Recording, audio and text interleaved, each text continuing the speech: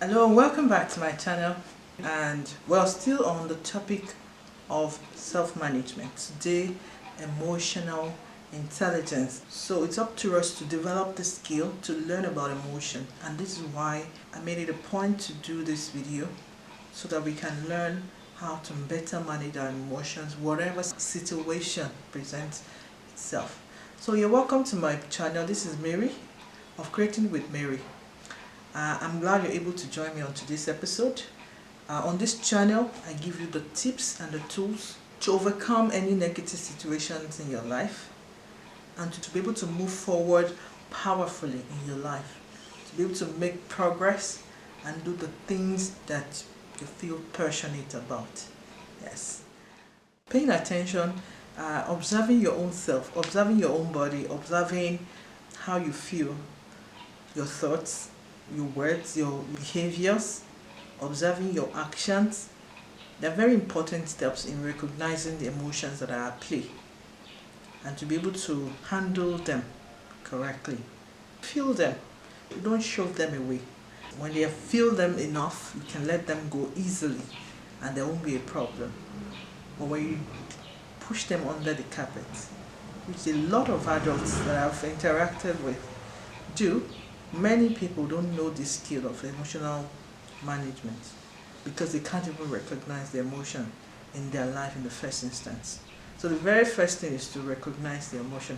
I hope this video helps you to be able to pinpoint how these particular emotions present in your life next time it presents. And do take a moment to calm down. Don't rush to react. Don't rush to react. There is a space you must give yourself. Slow it down. Slow that reaction down such that you don't feel powerless. Many people in the face of emotion become very powerless and the emotion take over. Remember, you must not let go of the steering wheel, not even to emotions. You must stay in charge. The emotions will come and then they go. If interacted with properly, they will go away. So stay in charge, don't let the emotion take over. So recognize it. Yeah, this is anger that has come to play. This is sadness that has come to play. This is joy that has come to play. This is guilt. This is shame. How do I want to interact with it? And sometimes we do some things in the heat of the emotion that we are not proud of. I remember a time when I was very angry. I think it was the point where I had depression, and I called my children's school and I spoke to the school owner in a way that I was not proud of. I would later call her back to apologize because I was not in control of my emotion.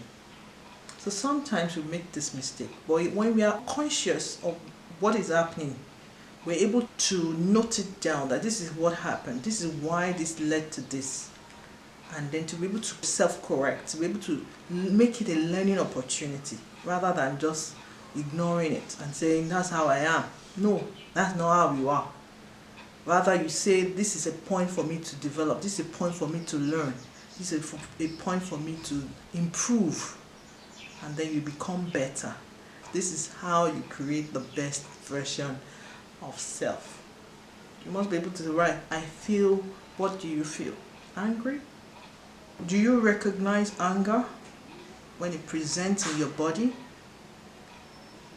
In your thoughts, do you recognize anger? I feel hurt. Do you recognize what happens in your body when you're hurt? Write down the sensations that you feel or note them down. This is a case of being mindful, being observant of what is taking place in your own self. I feel angry. How does anger present in you? Do you recognize it? So these are the list of sensations different people feel when these different emotions are at play in their body.